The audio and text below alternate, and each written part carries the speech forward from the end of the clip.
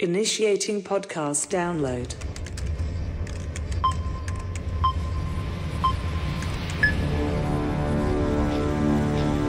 Prepare yourself.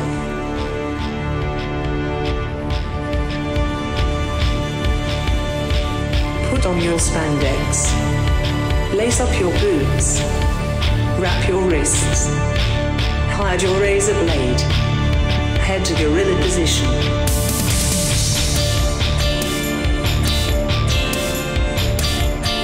Grease up your hair. Apply baby oil. Okay, apply more baby oil. Get into gimmick. Keep your ears open and your mouth shut. Have fun and be safe out there, brother.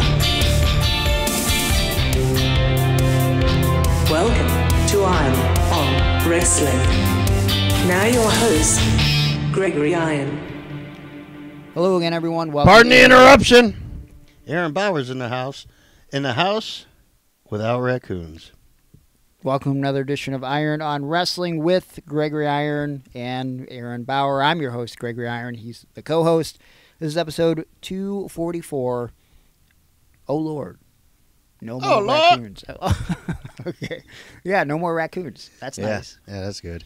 We posted a little video up on the Patreon for you guys to watch. An 11-minute movie, mini-movie. Well, don't exaggerate, but we do want people to join the Patreon. But it was, you could see all the escapades from Memorial Day with this scary-ass raccoon. And it was memorable. Yeah. We talked about it in depth last week, but no raccoons in the house, and we're actually recording this on a Tuesday as opposed to a Monday. Oh, you're pulling back the curtain. Yeah, pulling back the curtain, and we're going to see where this conversation goes today. There's a lot of things to talk about that we want to get in today. We're probably going to get some of your questions in, but also we're going to record some bonus content for patreon.com/irononwrestling, where $3 you can get a buttload of bonus audio, $5 gets you bonus video, $9 gets you involved in the Zoom chat or the StreamYard chat, whatever we end up doing. And yeah, there's a bunch of other tiers where we can get stuff in the mail. We're actually going to send out packages either before I go to Germany next week. I'm going to send out some packages, or at the end of June when I come back. But it's coming out this month at some point. I already got the stuff ready to go, so Aaron and I will be shipping that out in the near future. And speaking of out, what's that? Have you watched Timmy's Takeout on YouTube? Just want to give that a quick shout. I have not. Man, that's my favorite food review show right now. Okay. All right. So this guy goes to hotels, he eats their hotel food, and he rates it. Now, I don't know, man. It's just, he's funny to me, man. Wait, does he just walk in the hotel and like in the morning and get free breakfast or what? Oh, that would be even better. But I believe thought he about pays doing for that. everything. Okay, all right. And nice. it's like always in Disney, so like his bill, I'm sure, is $10,000. Oh yeah, 100%. But yeah, we're going to try to talk about some current wrestling topics and maybe some old wrestling topics. But one of the main points of contention, one of the main subjects I want to talk about this week is love triangles, best and worst in wrestling history, based on the recent occurrences on Monday Night Raw with one Liv Morgan and Dominic Mysterio. And at some point, I'm sure Rhea Ripley will be the third member of this triangle that we're talking about. What if it's not Rhea, though? What if the third member is actually Mabel? I don't think that's possible. No? No. He was a love machine, right? Yes, he was, but he's also deceased. Which also, side note, didn't even bring this up, and I'm sure we've talked about this a little bit on the show before, but when I was at AIW 2 weeks ago, I was talking to Colin Delaney, who reminded me that he's an ECW superstar. He is a former ECW superstar, but also he said the first night that he showed up in WWE, the week after PWO, he goes, I just watched you on PWO last week. Big PWO fan, watch it all the time. And Big Vis? Big Vis. Yeah. And I remembered, this just took me back to when John McChesney, who I rarely talked to at the time, wrote me on MySpace to tell me that Viscera says hello. And I was like, well, what are you talking about? He's like, he loves PWO and you're one of his favorites. And I never thought it was true. Yeah. And I guess Colin never told me that I remember that Viscera watched PW every week. So I had two people confirming this thing. So I just started laughing that Viscera was putting over storylines and angles on PWO in 2007. I remember hearing that Big Vis watched. Yeah.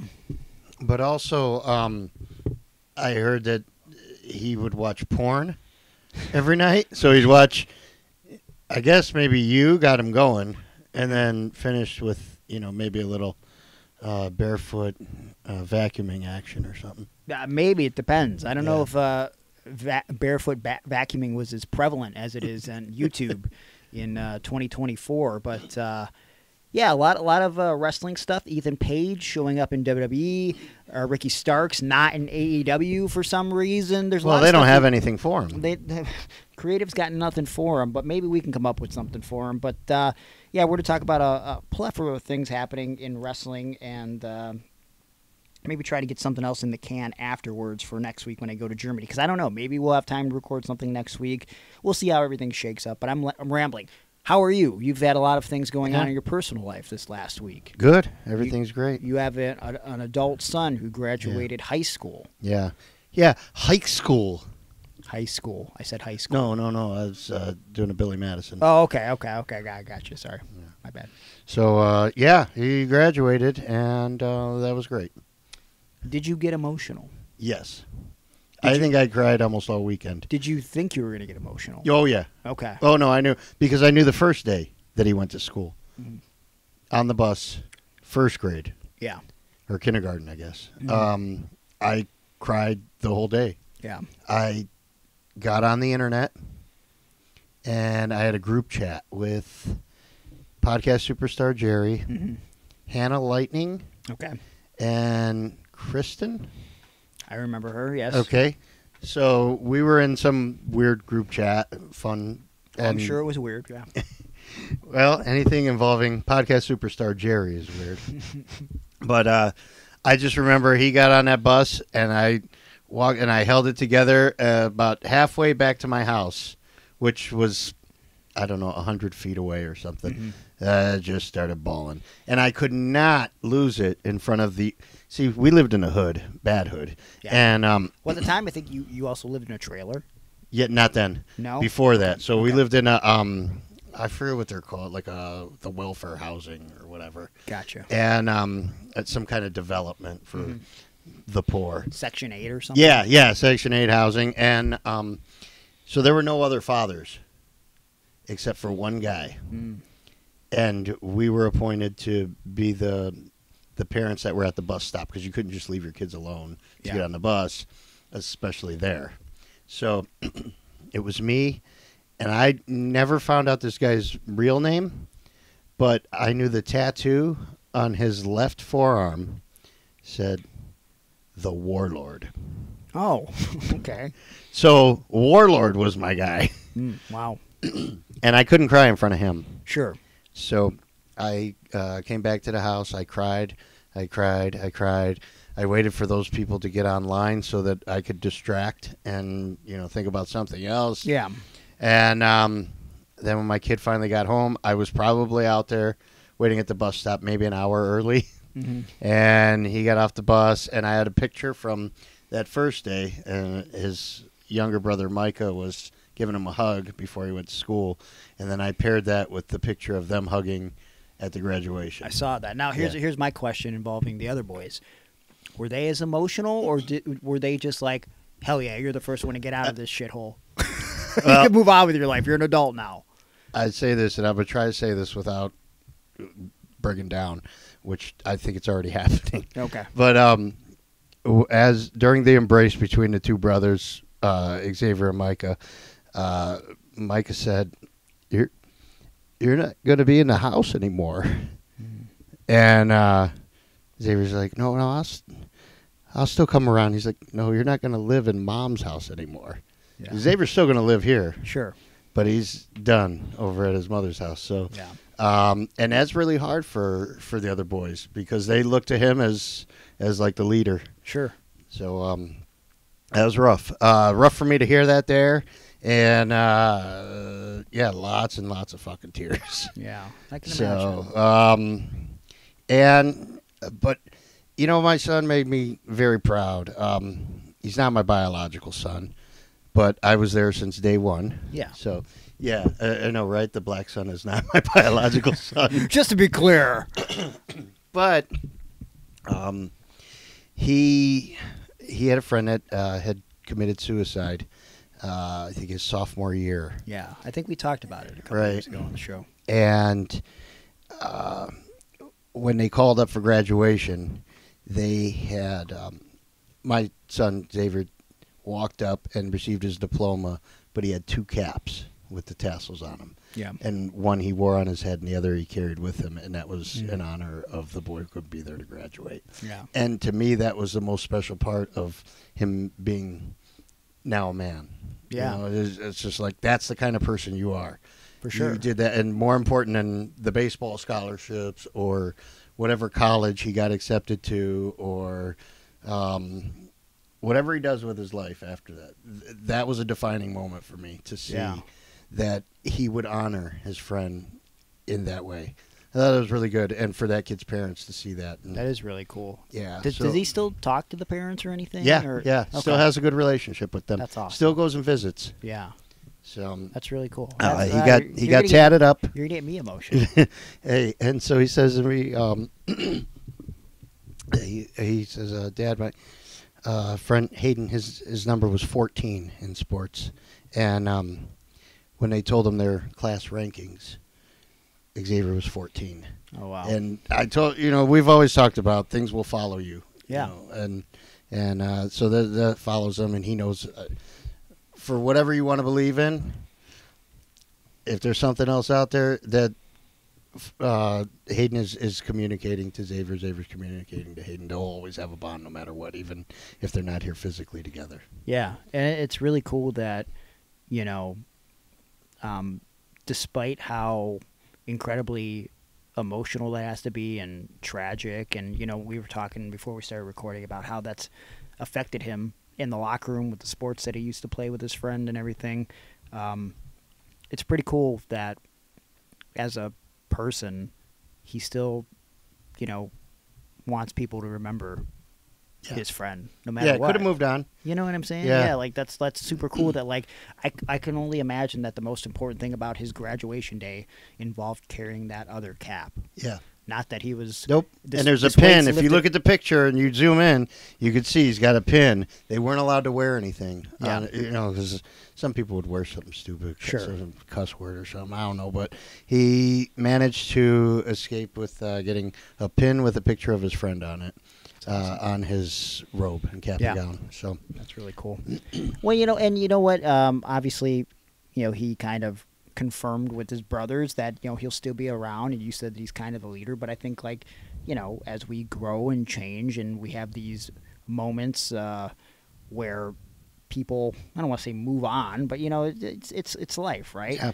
I think this is the time for the two others to kind of find themselves and step up a little bit. Maybe they get a little closer together because it's just the two of them in the house or whatever, and I think it's all going to be good.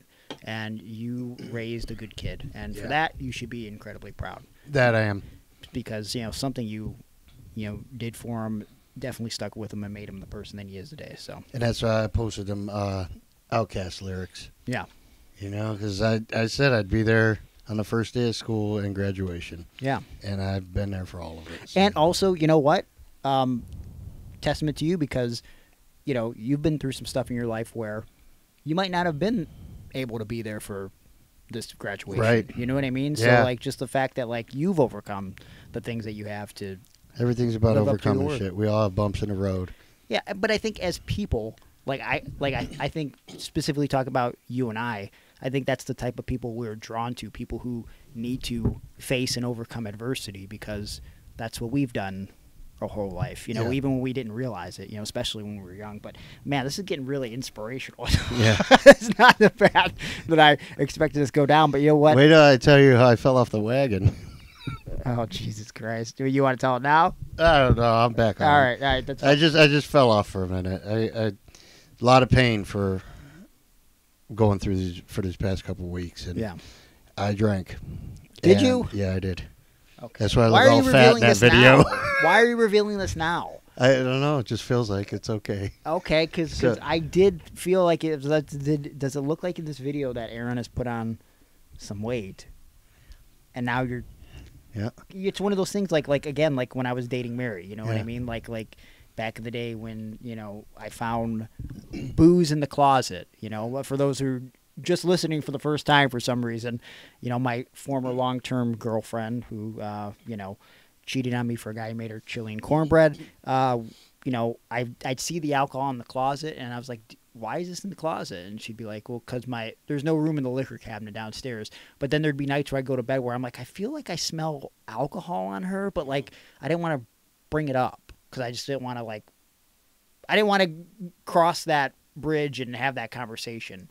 So you're saying you've been drinking recently? I did, and what was great about that video was that I could see it immediately. Yeah. Like, just, I drank the night before? Mm-hmm. Oh, shit, I look like that now? Yeah. So, yeah, I had to put that behind me. But like I said, we all, and I like to be transparent on this. Yeah. I want, I don't know, maybe it's for me, maybe it's for others, but I got to be honest. So, yeah, there it is. I'm all about honesty. Was it just the video that made you decide, like, well, I got to get back on this wagon, or what? Partly. And just feeling like shit. Yeah. Just feel like an overwhelming feeling of guilt. Yeah. Like, oh man, what am I doing? I fucked up. Yeah. So, yeah, but all good now, and back on the right track. Good. I'm glad to hear that. Well, I need to get on my own right track because since we're talking about mental health real quick, just got to kind of fit this in. I talked to you about it yesterday, which is why we didn't record at a normal time.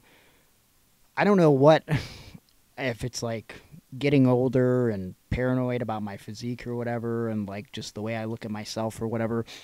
I want to point out that for the next month, I have no wrestling shows coming up because I'm going to Germany. I was going to try to wrestle in Germany, but I reached out to WXW, which is the more prominent promotion out there, and their shows literally run this week and then the week after I come back from Germany. And then all the prominent places that do run in Germany while I'm there don't run until the day I fly out. And so instead of getting a wrestling show in, I'm just going to take a vacation. That being said, for some reason, I've been dieting extra hard. Right. For what? I don't know. Maybe I'll go to the beach one day in Germany. I can't even confirm that's a real thing, but for whatever reason, I was reading more about fasting. And I did it maybe 3 weeks ago. The most I've usually fasted 12 to 16 hours, okay? Like nothing crazy, and that's actually pretty easy. You stop eating at like 8 or 9, you get up in the morning, maybe I don't eat again until like 10 or 11, so that's like maybe a 14-hour fast, maybe 16 if I wait till the afternoon. But the point is, I decided, maybe I can go longer than that, and I did 36 hours, okay? A 36-hour fast like 3 weeks ago. Where I'm looking at you right now. I just realized. Like, this is the first time you told me, because it's so crazy to me to think, like, you went 36 hours on a fast. Yes, and I can't. That ain't a fast. That's a slow. So I was reading about it, and I was watching YouTube videos, and it's like a monk fast or something. And I think I did it, the last time I did it, it was the weekend that we were together for Mega. Yeah. You managed me a few weeks ago. So maybe it was longer than 3 weeks ago. But all I did was drink water for a day and a half. And I felt okay-ish until, like, the last few hours. So it was, like, early in the morning. It was about, like, 8 or 9 o'clock. And I remember that because I had to drive to Akron because I was going on Facebook Marketplace to pick up some shit because I've been doing a lot of buying and selling on Marketplace, and I'm pretty good at it. You're a okay? hustler. Yeah. And so as I'm driving the car, I felt like it was like hour 34, and I had to wait for that magic 36, right? And I'm in the car driving, and like my heart is beating really, really fast, and I have a protein bar on the floor, on the passenger side, okay, that I can see, and I'm like, I want to eat this protein bar so bad, I can't fucking do this. Yeah. And I'm just like, nope, you can't for 2 more hours, and so like. There was probably a good 30 minutes where I felt like, am I going to, like, die? And also I was questioning, like, why am I doing this? I I got through it. I did I think I actually did longer than 36. I think Yeah. I made it to like 38 or something. Again, what is the point? Not really sure. I think other I than know. Trying to lean out. What? Go ahead. Pictures. Pictures are important. Yeah. Yep. Yeah. You're going to be in Germany. Yeah. You know what I mean? It's just you want I those know- to be the best pictures you've ever I taken. know I'm going to eat not as well, Yeah. and I'm probably not going to work out. The only time I'm going to work out for sure is, I don't know if I've said this on the show, so Hannah and I are going to, we're flying into Berlin, so we're going to spend a couple days there. With Alex Wright. No, I wish. Oh. I did hit up Alex Wright to try to go get in a session of training for a day, and I have not heard back from him, so I'm kind of pissed about that. Because he does have training that you could pay for like a 1-day session or whatever. Yeah. So I was like, maybe I can go to fucking Berlin or wherever the hell he's at right now. We're going to go to Munich for a few days because Hannah's going to see the kids that she used to nanny for graduate. We're going to kind of tour certain parts of Germany there, and then at the tail end, the last 2 or 3 days, we're going to go to Graz, where Arnold Schwarzenegger was born. Okay. So we're going to take a train there, and that's going to be the highlight for me. There's like a museum. There's like Arnold's house. There's like a pull-up bar in some trees that Arnold used to do pull-ups on that I guess you can fuck with or whatever. Yeah. And I wanted to get... there's pictures right there. I wanted to get one workout session in a gym Yeah. in Graz, just because there wasn't a gym when Arnold was growing Right. up that he went to, but like, I just wanted to say I worked out where Arnold Schwarzenegger was born, right? So, anyways, knowing that I'm gonna eat like shit, I think that's why I've tried to been cutting. And so, I don't know. I did this fucking 36-hour fast that ended at 6 a.m. Monday morning. Going to bed Sunday night. That's what I was going to ask you. I think that would be the rough part because, like for me, I don't sleep all the way through the night. So when I wake up, a lot of times, the first thing I think of is food. Yeah. No matter what. No matter if I just ate, 8 hours ago or 4 hours ago or something like that. Yeah. I wake up and my body's like, well, we got to start eating now. It's starting our day. But that's not true. It's deception. Right. Okay, so you got through that. So, well, Or that didn't happen. I did. Okay. But that was probably the scariest moment because at that point when I'm going to bed, it's like 28 hours just pounding water. Mm-hmm. As I'm laying in bed, now mind you, maybe in pictures, I don't know, maybe I look a little big in pictures because I'm kind of cut up, but I only weigh about 140 pounds. And so I'm laying in bed, and I can feel my heart just do-do, do-do, do-do, do-do, do-do, do-do. Like, it doesn't feel right. Yeah. And my mind is telling me, you need to go eat food. So your mind is telling you no, but your body. Well, but my body, I guess my body was telling me, eat some fucking food. My mind was telling me, like, nope, got to wait till hour 36 at 6 a.m. in the morning. Yeah. So it took me forever to fall asleep. But I was legitimately, like, scared. Yeah. Like because I was like, why am I doing this? Yeah. Like, what the fuck is wrong with me? And then, so I got up in the morning, and so in my life, to not go into too much detail, I had a thing that I was doing that involved me dressing up as Mr. Larson from Happy Gilmore, the guy with the nail in his head. And so I got up, put on my wig with a nail in it, which my brother Zach helped me make sure was secure. And I went to my event as Mr. Larson, and about 4 hours in, I was like, I had already eaten. I'd eaten like 3 times at that point in 4 hours, just because I was like, I just kept feeling hungry. But I also didn't feel right. I had to leave. Yeah. I had to leave because I was just like, I just feel like I didn't get enough nutrients. And then it hit me too. I didn't help myself because only pounding water for 36 hours. Feed out whatever nutrients that you had. Probably, but also didn't think about this until I get home and I'm like, why do I feel like this? And I'm like trying to get some food in my system, and like a dumbass while I was fasting, where my only the only thing getting me by is water. I decided at probably like 6 p.m.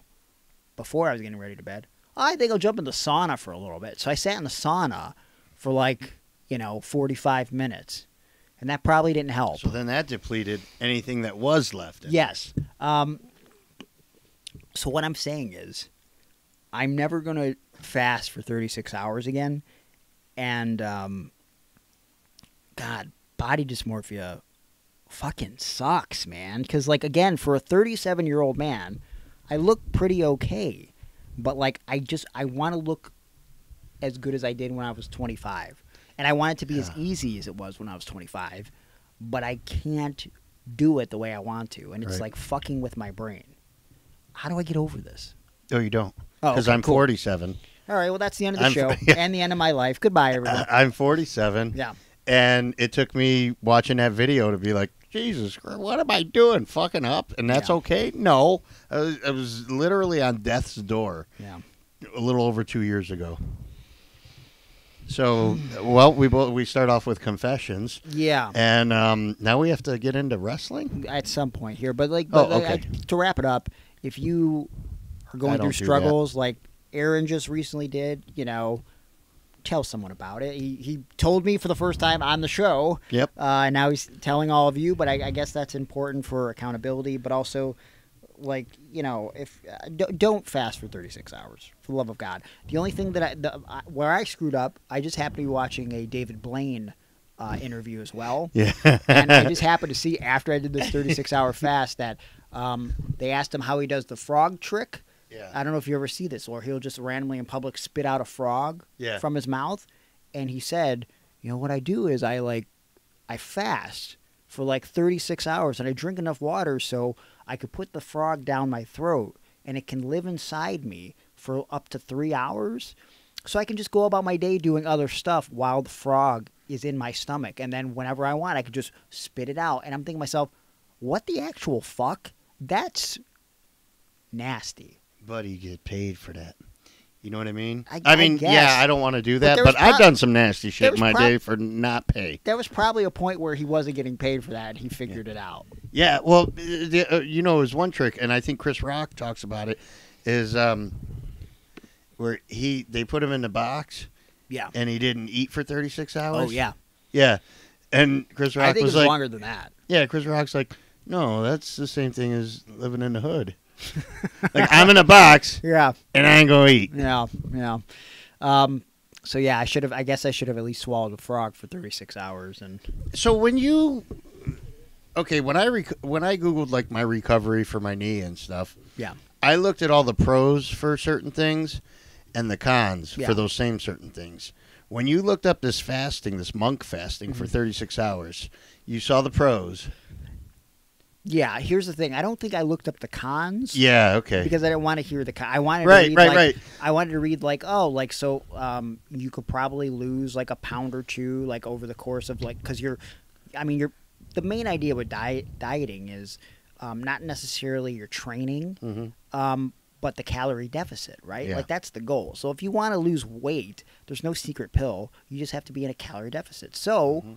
I haven't been having crazy cheat meals or a cheat day or random giant pizza with all the calories and wings and fries for a meal.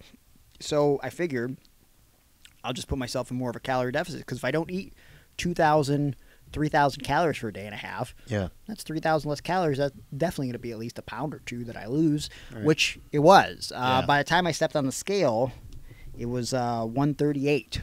Okay. Now, once I actually got the fluids in me and ate, everything was back up to about 142 or whatever the fuck. But it's not worth it long term. Okay. So again, do not try what I just did, and I'm not going to be doing it again because But if you do, you should film it. No. I wish Greg would have filmed his. Just this is hour 17. Yeah. This is hour 26. This is how I feel. Because really, that would have been helpful too. Maybe. And we could use the content. So everything you do from now on, I want you to film. Yeah. Do you think you'll be able to film content while you're out there in Germany? I'm going to try. Okay. I might never go to Germany again, but, wow. Hey, I think it'd be great if you interviewed a wrestler for the show. But if you asked him the questions in English and he answered in German. That wouldn't be confusing at all. I know. No. But I think there's apps and stuff that we could get to decipher it. Yeah. We don't. I've been watching a lot of stuff that isn't wrestling related. I was just watching Mr. Beast, and I don't really know much about him. Oh, the guy that makes the burgers. He has a burger joint, but and he does so many other things. yeah, And like, candy bars and stuff now too. He realized that with YouTube, Yeah, the reason why he's kind of where he's at, like, it's not just dumb luck. He did so much analyzing of, like, with a group of other nerds that were obsessed with YouTube before most people were, like, what kind of thumbnail drives more people to our videos. And barefoot vacuum. that might be the one. But like, even like brighter colors, like this color draw more people than this color. Point of this is, like, since you brought up the language thing, he realized that based on his research, only like 10% of the world speaks English, right? Yeah. So because he has such a following and shit now, he hired a bunch of translators to just translate all his English videos, to, you know, for people in Brazil or people in Japan. And, like, he uses well-known voice actors from those countries. Yeah. So that way, like, when they're listening to it, they're like, oh, wait a minute, is that the guy who does Spider-Man voice? You know what I mean? Yeah, like, and, it's so smart. And that draws them even more. Yeah, because you feel like a connection with that person. But also, like, he understood that, like, I get so many videos, so many views from my videos from 10% of the world. Why am I not tackling that other 90%? So listen, Iron Eye Wrestling probably is never going to get there, but, like... Well, maybe if we use this formula. But I'm telling you that the #1 video for AIW for a long, long time was John Thorne versus Haley Hatred. Well, yeah. And I bet that match is shit. Well, it's because of the sex pervs. Yep. And guess where they were all from? Wasn't it India? Yeah. Yeah. So all of a sudden I was like, well, why are we not putting more videos up that focus on India? And then we started doing that, and I remember AIW had to start paying taxes. We were making like $10,000 a year. Can you imagine if they would have actually done the thing that we were going to do instead of me and Vader, but then also included Veda? Yeah. If we would have done me versus Great Khali, and then somehow inserted Veda in the scenario, how many views that would have got for YouTube? Oh, yeah. Like, so giant Indian man beats up cripple and woman. Yep. That would have been the highest grossing video of all time. I'm probably. Yep. We're 30 minutes in. We haven't talked really about wrestling at all until this I don't know moment. that I even want to anymore. I don't know if we need to, but we probably should talk a little bit about wrestling. Because we need to talk to that 10%. Yes. I don't know if we have 10% that just want wrestling, but let's pay some bills. When we come back, we're going to talk some pro wrestling stuff. Well, been thinking. Have you? I do it now and again. Uh-oh. I need gonna need some more artwork for the house. I don't have enough. To commemorate your vacation to Germany.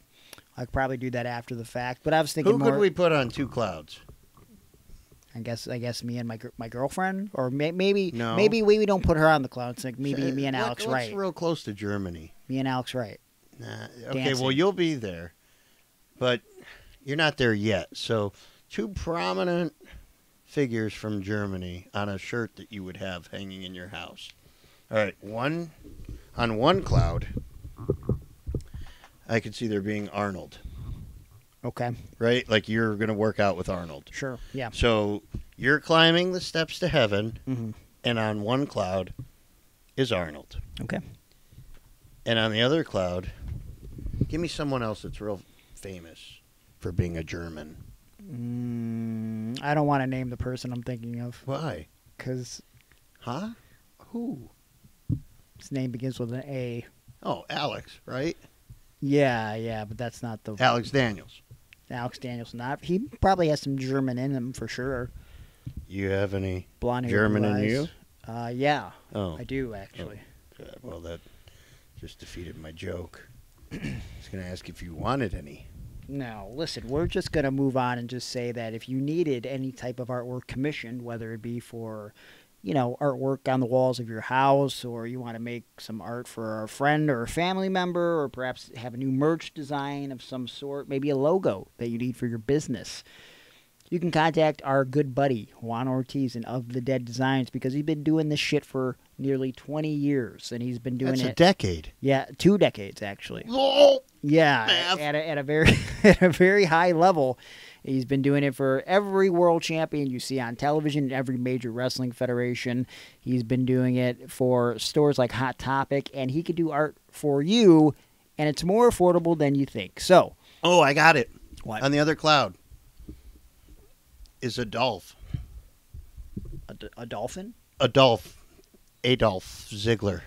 Adolf Ziggler. Yeah, on one cloud. Okay. And a Gregory Iron on the other cloud with Arnold Okay, what about bumping you up. Dolph Lundgren? Yeah. I can't say his last name. Dolph. Let's put all the Dolphs on clouds. Okay, cool. All right. I like that.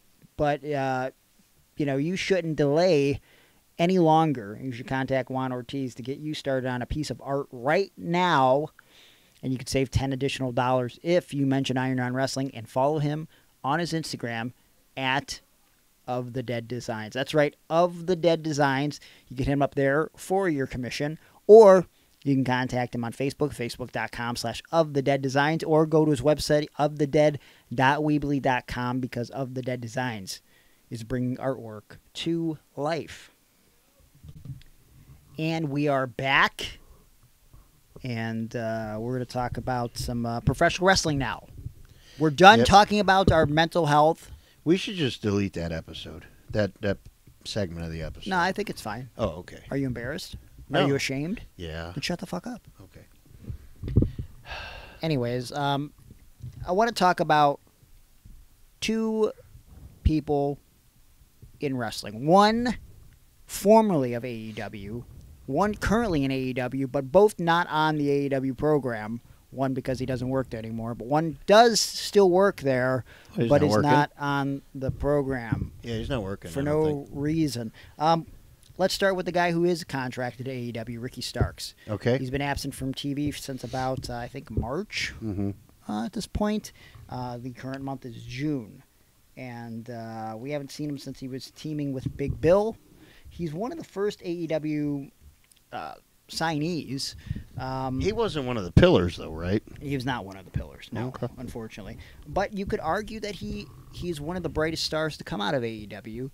And in my opinion, based on a recent quote from Tony Khan, I think it's time for Ricky Starks to seek employment elsewhere. Because in a recent interview with CBS Sports, this is what Tony Khan had to say when asked about the whereabouts of Ricky Starks. Quote, "I really like Ricky Starks a lot," Khan said. "The last time we saw him here was in the World Tag Team Championship tournament. He and Big Bill formed a great tag team. They were the World Tag Team Champions. They had a great run, and it culminated in the last televised match of the legendary career of the Icon Sting. I think it was a huge thing that Ricky and Bill, that their run culminated in such an important match." Let's see. Where's the next part of the quote? Howard Starks. Blah, blah, blah, blah, blah, blah. Okay, so far, though, there's no problems. Yeah. Right? They did all those things. I'm all right with that. Tony Khan would follow up with, "I think Ricky Starks is tremendous. I'd love to get him involved and back in AEW anytime. He's been a huge part of what we've done here for about 4 out of the 5 years," Khan added. Okay, so here's what I thought when I heard this. I thought, specifically the quote, "I'd love to get him involved and back in AEW anytime." We've heard from Ricky in at least one podcast, but maybe 2, he's not injured. He was never injured, despite some scary spots that he took in a couple of his last bouts in AEW. I'd love to get him involved and back in AEW anytime. So why don't you? What's the problem? Maybe nothing for him? For Ricky Starks. One of the best promos and characters you have on the show. Okay, let me. I guess I'll go with this. I have always been an advocate for wrestlers getting several months off. Okay. All right, and this is how I look at it. I think Tony Khan is doing Ricky Starks a favor. You know, I mean, get paid to sit at home. Heal up. And maybe he's not injured. You know, maybe he's not even hurt. Maybe he's not sick. But you still need that time. And also, how can I miss you if you never go away? You know, people are clamoring for Ricky Starks to come back. So when he does return, whenever they have something creatively for him to return to, you know, maybe he's on Team AEW, maybe, you know, filling that Eddie Kingston, Darby Allin role, or maybe he's coming back as an EVP. Okay. I don't know, but whatever way he comes back, I'm going to be interested. I like watching his matches, but AEW isn't really about the creative and storylines.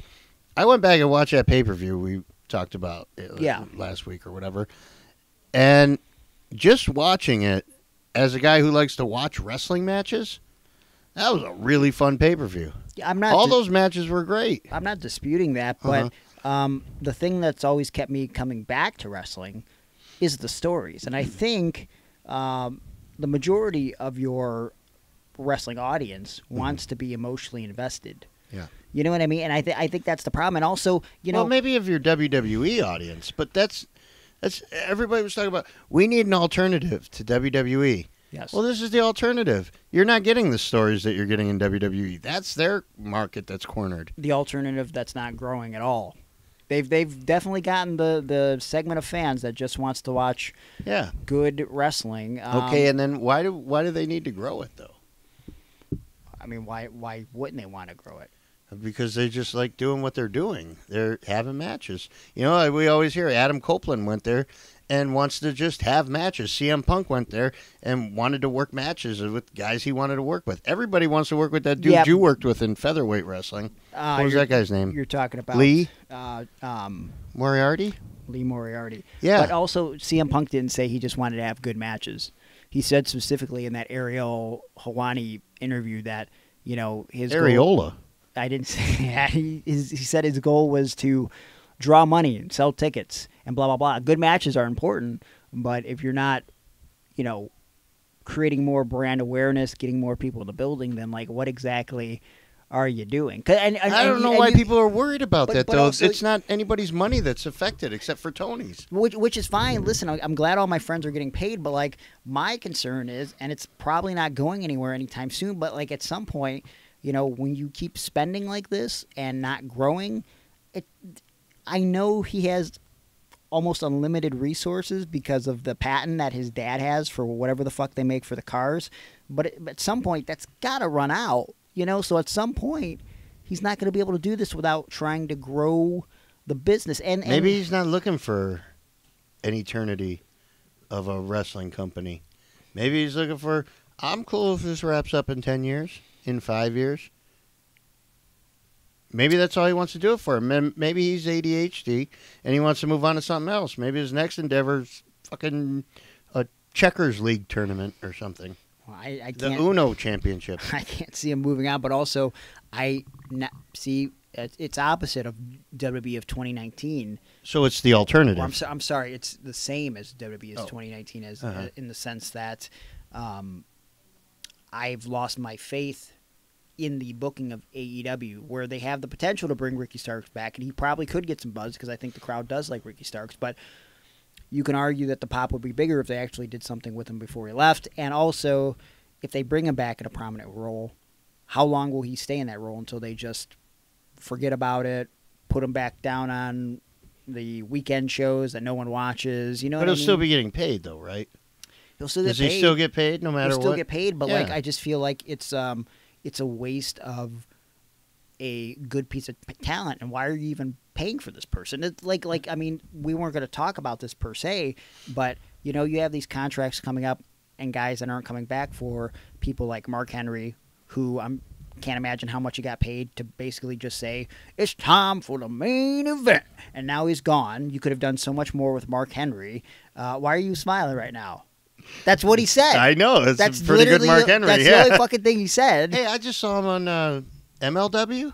I watched their pay-per-view this him weekend. and Teddy Long had they crowned some guy as the new king of TV or something. I don't watch MLW, but I heard they showed up. But so Arn Anderson's going to be gone? Yeah. Okay, so Arn Anderson, who, you know, maybe on camera wasn't needed so much. I mean, he did have some promos that were arguably way better than some of the guys they feature weekly because he's Arn Anderson. But and who's the other one the contract expired or is expiring? I don't know, but I hope they do go to WWE because WWE can use those guys. But I don't think that they're the right fit for AEW and what AEW is trying to do. And what I'm Tony saying Khan is and his dad have made way more money and been way more successful than I'll ever be. So I'm not going to argue with their logic. I'm just saying, like, it just seems like a waste of money to sign Mark Henry just to fucking put him on a weekend show, and no one really even knows he's there. Arn Anderson, who, you know, there could be arguments made that, you know, a lot of people in the back aren't listening to the agents anyways, and it's Arn fucking Anderson. And, like, this isn't something that, like, it's some breaking story. Like, guys like Tully Blanchard have gone on interviews and said, like, didn't seem like any guys in the locker room really wanted the advice. Can I believe that no one wanted the advice? Absolutely not. But, like, I could see, listen, I've done shows with some of these guys who probably are still very indie-minded. And I could see them looking at the old-timers and thinking, like, these guys don't know what the fuck they're talking about. Now, granted, there are old-timers that have gone to WWE or WCW or the NWA or whatever the fuck who do indie shows, and they sometimes say stuff that's like, that probably doesn't apply anymore. But, like, from a personal standpoint, I've never straight up disrespected them and ignored them or told them to fuck off. And there's some stuff that I believe is going on behind the scenes at AEW that, you know, I can imagine why someone like Mark Henry or Arn Anderson wouldn't want to resign and probably make some money and get treated with respect in WWE. Like, because, like, at the end of the day, is it important to cash a paycheck? Sure. But, like, listen, I'm going to tell you something that one of my friends that now is in AEW said about their time in WWE. And again, this is the WWE of, like, you know, the 2018, 2019. It's like, I'm making a lot of money, but, like, I would take a small fraction of that money to have a little bit of creative freedom and be able to do things that I want to do. So, like, the artistic integrity is important. And I think even if you're not even an on-camera talent, like if someone like Arn Anderson or Mark Henry with this wealth of knowledge, and you're just being underutilized, or, like, the advice you're giving is going on deaf ears, like, I don't care if you are getting to cash a check every week. If you hate your job and you're not being respected, well, then, like, it's time for them to go. Yeah. And if they feel they'll get more respect in WWE, I'd love to see Mark Henry in NXT. That would be great. I'd love to see Arn Anderson mentoring someone in NXT. Yeah. Or coming back and getting with Cody Rhodes or something like that. I don't know if Arn I want had to see that that memorable... the Glock promo. Yeah. Yeah. Yeah, man. So those things are fine, but those guys weren't doing anything for AEW and what their mission is. Their mission is just to put out some crazy matches and do some wild stunts, and those guys aren't the ones that are contributing to that in a way that I feel AEW wants. Yeah, well, you know, maybe they could pull Arn aside and be like, are you sure you don't want to resign? We want to do this thing with a blowtorch with you. Just if you're into it, that's fine. I wonder what Arn would say about that. He said he wanted to focus on his son's career, which I can imagine basically means, like, probably Brock Anderson is going to go to NXT. I mean, that's probably all right. the deal. He was AEW for a while. Is he still there or no? Brock Anderson? I can't imagine he is if Arn's gone. Okay. You know what I mean? I don't know who's there and who isn't. I'm not in the inside of the business like you are. I just feel like, you know, not taking advantage of a Ricky Starks and utilizing him to his best potential is beneficial, because I think if WWE has proven anything with a couple of the talents that they've had in AEW, it's WWE is going to utilize them at their best, right? Like, Cody was in the position he was in AEW. Obviously, the guy who created that and created the opportunity for other guys to make money. But Cody in WWE presentation-wise, way more fulfilling from a fan standpoint than it was in AEW, which is why I wouldn't want to see Arn with him, because I feel like that's what watered down Cody, was the entourage, and it made him unlikable. Okay. You know, he didn't feel as much as the everyman, because he's got like 10 dudes with him for some reason, and his wife and his dog. So I don't know if I want to see that presentation of Cody, and I think WWE's done a great job of that. I think Brian Pillman Jr., he went from just being in random tag team, barely featured, to being one of the more featured guys on NXT. And now, I feel like in another case of potentially dropping the ball, Ethan Page, who was barely featured in AEW after the second year I think he came in.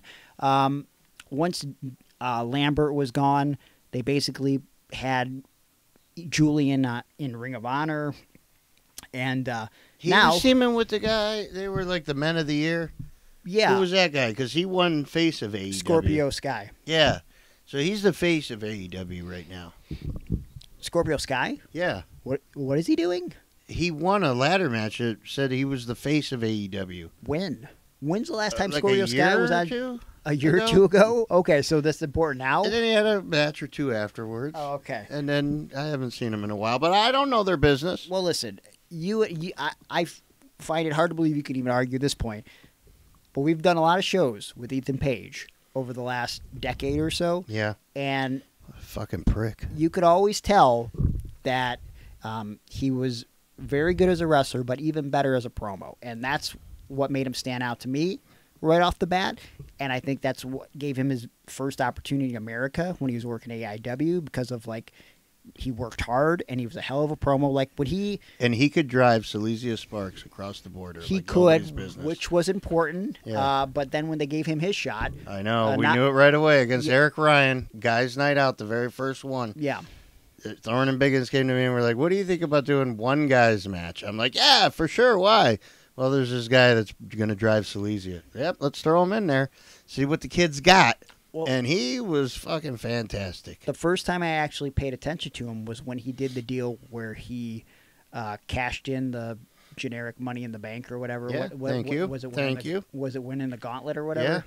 And he beat Colin Yep. in the basically the Tommy Dreamer scenario. Like, Colin wins the absolute title, and then Page cashes it in, and then he cut the promo. Colin won it at number 1. From number 1, lasted through everybody. Okay. And came out the new champion. And after recovering from drug abuse and alcoholism, he overcame all of his demons except for the final one who stole the spotlight from him. Yes. That was such a beautiful story. Yes. Well, and what I remember is I remember being out in the crowd, watching that ending, and for the first time listening to an Ethan Page promo, and it sucked me in because, do you remember the line he hit? Is it the Jesus Christ line?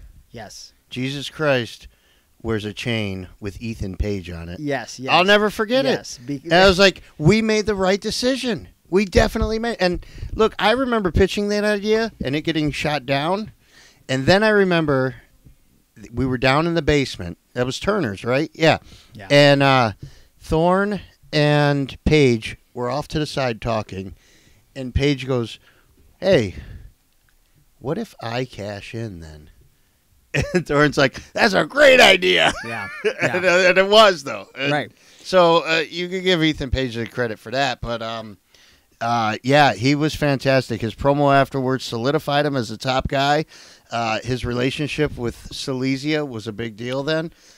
He was shitty to the fans when he was supposed to be. He turned babyface for a while, was great there, and whatever else. Well, and here's my thing, too. Like, at that time in wrestling and in AIW, tell me if you felt this, but I remember feeling in that promo, Julian struck me as, like, AIW's Shane Douglas. Like, just the way he was kind of edgy, but, like, in such a creative way. It wasn't just like he was coming out there and saying swear words.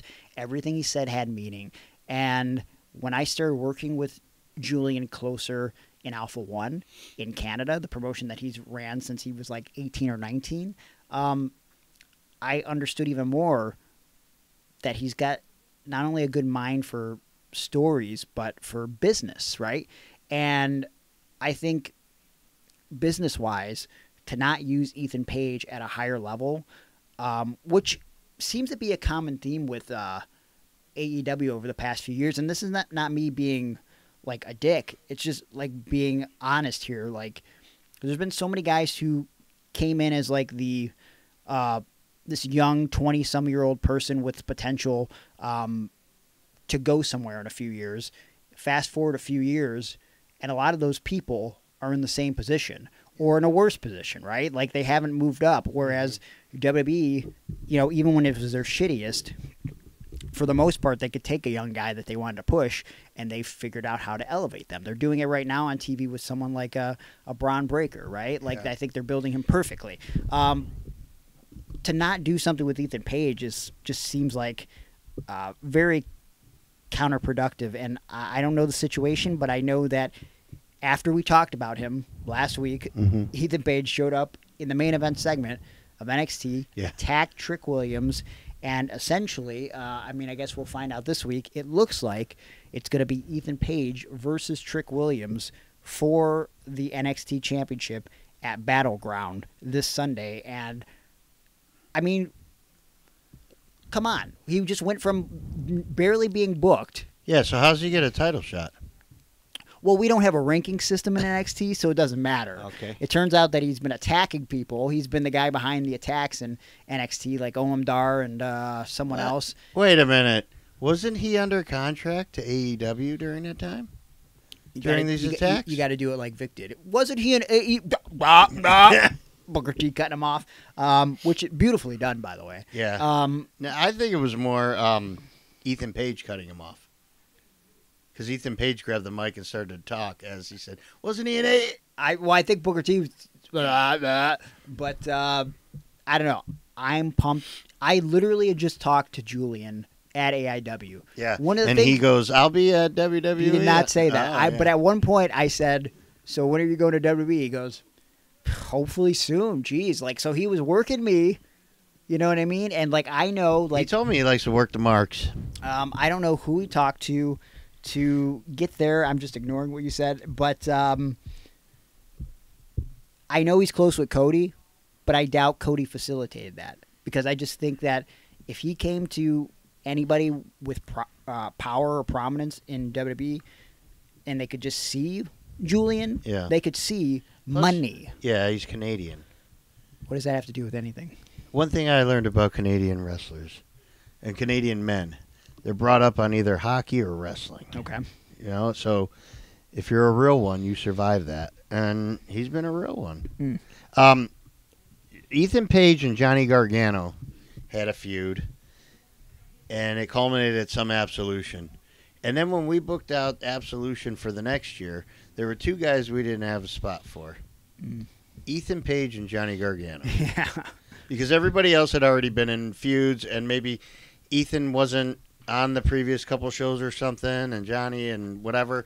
So we had them have to come up with their own storyline to build, you know, with the promos, because we always filmed promos before the shows. Yeah. And both of them just nailed their promos and came up with a story in their heads at the time where they didn't have the moment.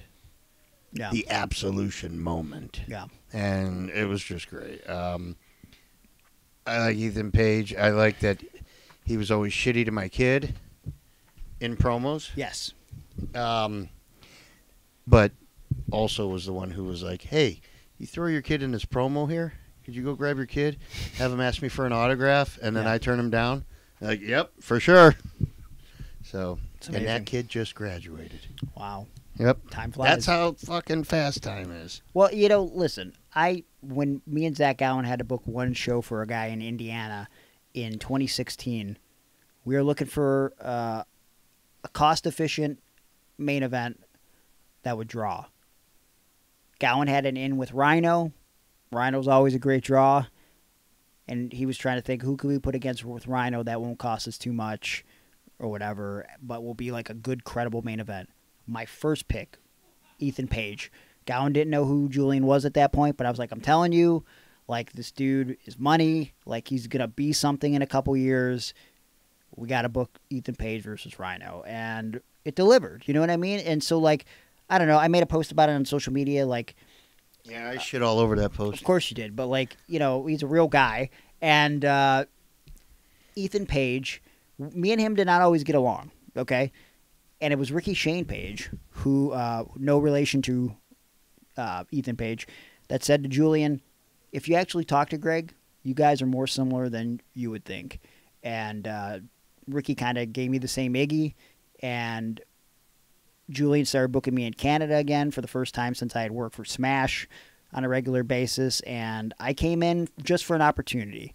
And Julian saw how hard I was working, and he kept giving me more and more opportunities, and eventually got to the point where, you know, he wanted to book me in the main event of his 10-year anniversary show. And I remember, I always get like this when I'm like being put in a prominent position, because I'm just like, I'm like the main event guy, like on occasion, but like not for anything important. You know what I mean? So it's like, are you sure you want to do this? And he was like, dude, like I mean, you know, you're my friend and everything, but like you earned the spot. Like the crowd loves you. This is what they want. Trust me. And being in the main event of that show was one of the best moments of my career. I've had so many of the best moments of my life in Canada, not just in the ring, but behind the scenes. And just working with Julian, he's a smart businessman, and him being in WWE is a smart business decision. And he's going to do nothing but help WWE draw money and sell tickets, which is the point of the business. And I think this is something that Tony Khan is going to look back on. Not in the exact same way, but, you know, he let an already established star like CM Punk slip through his fingers, his biggest star. I think he could have made Ethan Page one of, if not his biggest star. And he let that slip away. And I think he's going to figure that out pretty quickly. I think the ship sailed on Ethan Page in AEW when that top team guy left. What'd you say his name was? Lambert? Yeah. Jeremy Lambert. No, Dan Lambert. Oh, you know, a lot of people call you Jeremy Irons.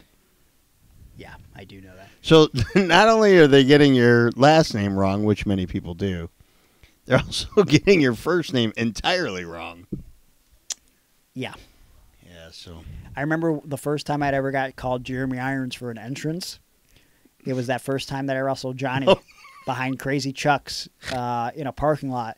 And I literally remember standing behind the door, and the guy goes, and his opponent, weighing 150 pounds, Jeremy Irons. And they're playing my music. I remember standing there being like, I don't even want to walk out here now, because he fucking called me Jeremy Irons. Like, did you get paid for that show? I don't think so. Oh, okay. I might have got $5. Yeah. Yeah. And then what'd you do with that $5? Well, I was like, well, what's the best investment that I can make with this money? So I went to a local alpaca farm. Yes. And I had a conversation with an alpaca. He's like, well, you know, if you give me this $5, I'll sniff your mustache. And I said, well, my mustache isn't growing in great at this point. It's very blonde. You can't really see. He's like, oh, I could see a mustache and sniff it a mile away. So I gave him the $5, and the rest is history. Sniff a mustache. Yeah. $5. So, again, do you think Ricky Starks is going to be better in AEW? Or do you think he should probably go to WWE? If they're not going to use him in AEW, then let him go to WWE and make his money there. But if you're just getting paid to sit at home for a few months and then come back and it blows the roof off the place, I don't know, man. I don't see a problem with collecting a paycheck. It's got to be booked to blow the roof off the place again. So how the fuck do you book it? Well, maybe that's a whole other episode. Okay, because I also have a idea that I'd like to pitch, maybe for a future episode. If you were to debut in AEW, me? Yeah. Oh, just say. Then how would you have it done? You don't have to answer right now. We can do this at another time, maybe during this other episode we're talking about. But I don't know, man. I think they could use you. And I think that all of a sudden when you're cashing a paycheck, you wouldn't mind if you weren't on TV for a couple months, because you may have a kid or something by that point. What? You never know. You're sexually active, right? I am sexually active. With a female?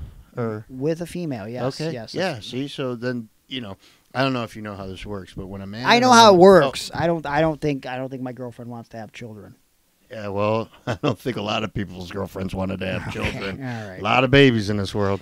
Yeah, well, what do you guys think? Is Ricky Starks better in AEW, or should he go to WWE? And what do you think the heights that Ethan Page could reach in WWE? Do you like that he showed up in NXT? What do you think's next for Ethan Page? Let us know on social media at Iron on Wrestling, or comment in the YouTube video. If you're watching on YouTube, so make sure you subscribe on YouTube or whatever podcasting platform you listen to the podcast on. Leave us a 5-star review. It creates visibility for the podcast. It's very important to us. And, you know, if you want bonus content, patreon.com/Iron on Wrestling, where your questions do get priority. And we're going to go to a couple questions before we wrap up the show this week. And let's see what we got from the Patreon subscribers, shall we? First question comes from Patreon member Josh Excellence. He says, okay, who was the first girl you made out with that you weren't related to? Girl? Or can it be whatever? I guess it could be whatever. I know that the first girl that I made out with was Shayla. That was my first girlfriend. And I think I've mentioned her before. She's actually gone on to do the theme song for the most recent version of the Care Bears. So, what the fuck is that? Huh? What was that? I don't know what you're talking about. Was that a Pikachu sound? Yeah, there's one in the room. I don't like that. I don't like that. Who was the first person you made out that you weren't related to? Amy Mamir. Well, I'm sorry. What was that last name? Mamir? Okay. Yeah. But I think people used to call her Amy Mamir. But anyway, yeah, she was the first girl to allow me to put my tongue in her mouth. Ooh. Yeah. Longfellow Middle School. I was 8th grade. She was 7th grade. Her friend was dating a friend of mine. Okay. And she said she liked me, and I guess I kind of just gave up and was like, yeah, I'll like you too. Because I wasn't that attracted to her.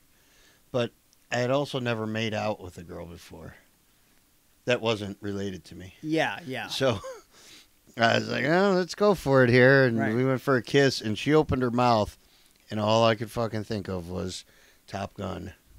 Okay. When Tom Cruise made out with Kelly McGillis. And I thought it was going to be like that. Sure. It was not that sexy.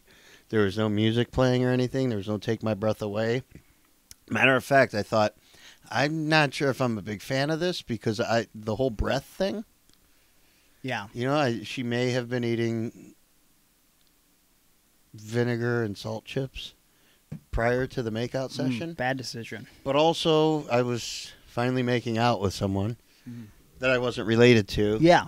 And so I liked it so much, though, I guess, that the next day we did it again after school, stayed after school, because I was a latchkey kid. So I just walked home whenever. So we'd stay after school for like, I don't know, an hour. Yeah. And although we couldn't get back into the school, there were like these little doorways that you could hide in. Okay. That someone could stand in, like if it was raining or whatever. Sure. You would be protected. And then I remember we finally walked over to the baseball field and sat in the bleachers, and we made out. Wow. And we got done, and I did the Jim the Anvil Neidhart laugh when we were done. Yeah! Why? Went, well, Jimmy Hart. And she was like, what are you doing? And I said, that's Jim the Anvil Neidhart. And she never made out with you again. Favorite WWF tag team wrestler. Yeah. And she was like, oh, okay. I guess that's something you could say. It's definitely something. That's all I knew how to do, though. Go into like a wrestler impersonation when I got excited. Yeah. So that was that. Yeah, baby. Oh, boy. Yeah. I mean, I guess the first time I made out with Shayla was she started making out with me in the rain, which was kind of hot. And I thought, like, man, we're going to spend the rest of our lives together. But we didn't, because then she, hey, look, me and Shayla are on good terms now. But at the time, when we were both, 18 or 19, she left me for a 28-year-old Asian model. So, I mean. Hold on. Huh? You were 18 or 19 the first time you made out with a girl? Yeah, for sure. Yep. Mm-hmm. Oh. And then your first sexual intercourse? 20. With someone not your family? 20. Oh, still 20. Okay. Well, no, that would be a 2-year difference. Okay. 20. No, I mean still 20 as in even though it wasn't your family member. Oh, yeah. So the first one with your family member was you were 20. That one I try not to talk about. Okay. Listen, I my uncle, he came up to me. He was supposed to be just babysitting me. He just said to me softly in my ear, it's okay. And just, no one has to know. And then all of a sudden he took his hand and he put. Okay, I'm going to move on to Junior Upchurch, a Patreon member that we love, who asked, "Have you seen Batman vs. Teenage Mutant Ninja Turtles? Is it a good animated film from 2019? Any TMT Fans need to check it out. If you've seen it, what was your opinion? So I'm going to have to go back and watch it. But what I remember about it was really enjoying it at the time. I've read some of the TMNT Batman crossover comic books. And what really sucked me in about this one particularly was, they were still using Batman the Animated Series voice actor guy. I'm ashamed that I can't think of his name right now, but Harlan Williams. That was not his name. But I really enjoyed the film, and you get your Mr. Freeze cameos, and it's a plot involving the Foot Clan stealing some shit, and wait a minute, Foot Clan, huh? Okay. Hey, oh boy, I shouldn't have said that. Hey, no, but who was the heel? Batman? No. It says Batman versus the... No, Batman and the Ninja Turtles. They're not versus each other. Oh. Yeah. I was very interested if they were facing each other. Yeah. Now that I know that they're teaming, not so interested. Okay, well, you can be uninterested if you want, but if you like the Ninja Turtles and you like Batman, you should watch it. I like neither. Josh Excellence also asked me, I know you weren't a big fan of the Batman, but do you plan on watching the Penguin, which is coming to Max in the fall? Also, did you ever get around to watching The Boys? And if not, why do you hate me? I didn't know the Penguin was a thing coming out. I might watch it. I don't plan on it, but if I hear good things, I might watch it, though I did not like the Batman. The Boys I still have not watched, and I don't hate you. To think about how many Boys you've watched in the locker room, and to think you won't even watch this great show. Hey, I think it comes back out maybe next week, maybe June 13th, something like that, the new season, so you better start catching up now. As a matter of fact, it's something you could do on your drive to Germany. Drive? Is that what you're doing? It's a flight. Oh, I thought you could only get there by boat or by ferry. Okay. Last thing that Eric wanted us to address. Eric! The recent news that Missy Hyatt said about dating Jim Ross. Me and Jim dated for a couple years. What? About 2 years after his wife passed away. You didn't hear this? No. This has been a big news story like last week. Holy shit. We dated for about 2 years, so yeah. I rocked his world. He rocked my world. Jim Ross was rocking worlds? That's what Missy Hyatt said. Oh, I bet that was a slobber knocker. How do you feel the image of Jim Ross and Missy Hyatt knocking boots? I think that he probably beat that pussy up like a government mule. Why did you have to be so derogatory? She's naked all over the internet. What's derogatory? Come on, man. Using the P word. I wonder what them feet looking like these days. You could have at least just used like a slobber knocker joke. I did that. I just did that seconds ago. No, you didn't. Yeah, I did. You said I said I bet that was a real slobber knocker, and then I went into the other joke. Oh, what was the other joke? I forget now. Yeah, okay. Oh, beat that pussy up. Oh, I don't want to hear that.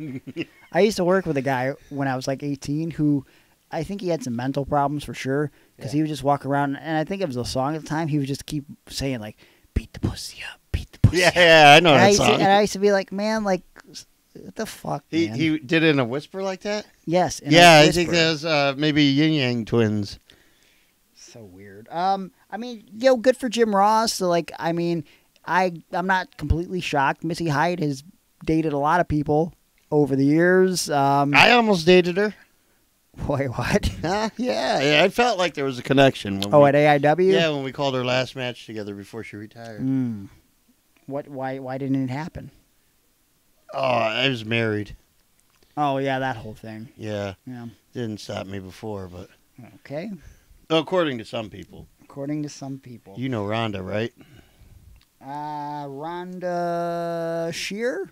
Up All Night? Oh, we're on to the next question, you said? No. Patreon gets that scoop. We are wrapping up, however.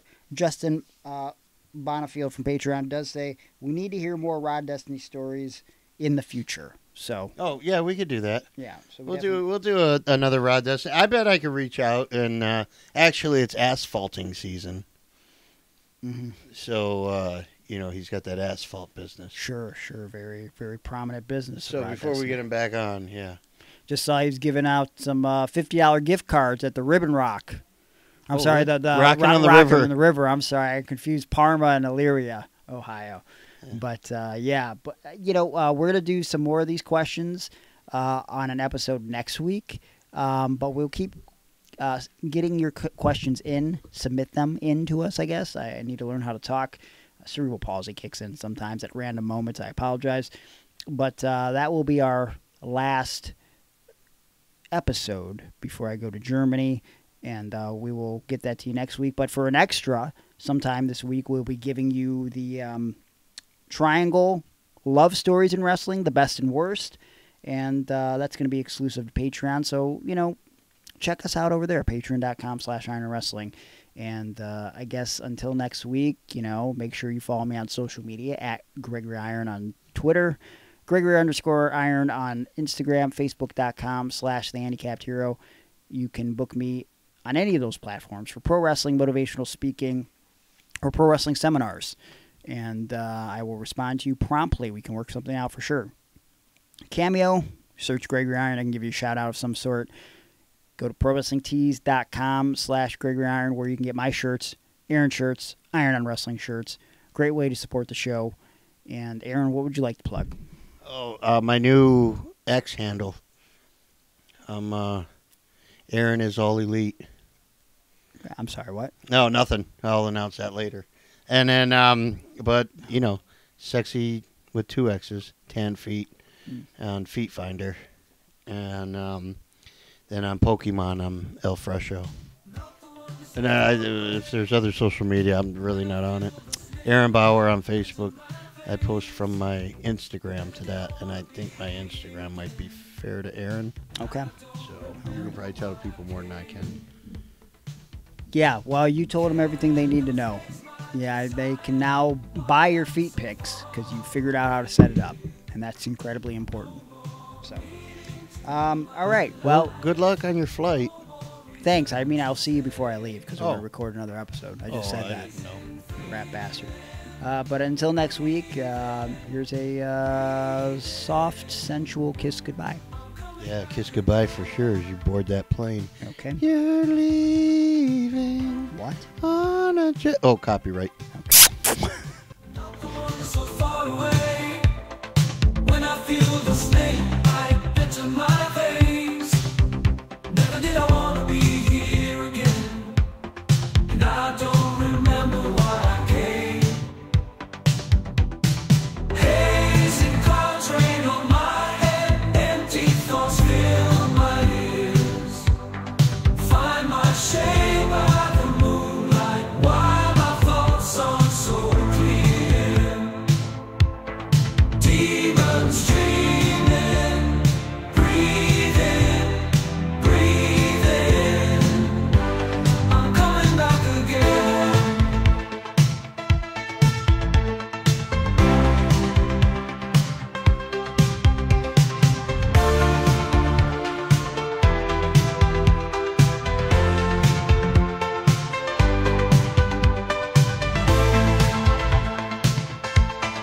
Demons dreaming, breathing, breathing. I'm coming back again. I'm not the one so far away. When I feel the snake bite into my veins, never did I want to be here again, and I don't remember why I came. I'm not the one who's so far away. When I feel the snake bite into my veins, never did I want to be here again, and I don't remember why I came. I'm not the one who's so far away. When I feel the snake bite into my veins, never did I want to be here again, and I don't remember why I came.